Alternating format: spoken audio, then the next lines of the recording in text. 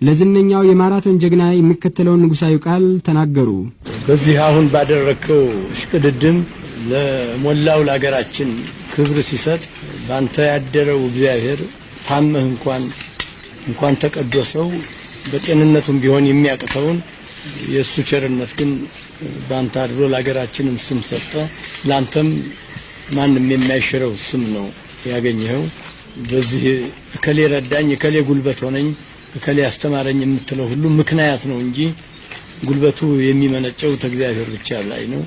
ግን ለዚህ እርዳታም ላደረጉትና ለሰሩት ሲስካን በጣም የሚመሰገኑ ናቸው።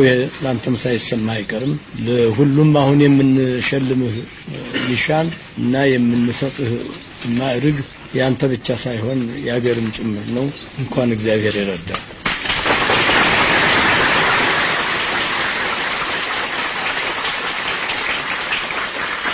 አንድ ሰው ሰርቶ ማለት አንድ ነገር ለማግኘት ስለሆነ በጥሩ ማለት ስራዬ ግርማዊ ቀዳማዊ ኃይለ ሥላሴ መልካም ፈቃዳቸው ሆኖ ማለት ይሄንን ማረግ እርገት ሲሰጡኝ ደስታዬ ከልክ ያለፈ ነው። በእውነቱ መቼስ ባለፈው ጊዜ ሮም ተመልሰን ስንመጣ ሲቀበሉን በጣም ድንቅ ነው የመጀመሪያ ስለሆነ።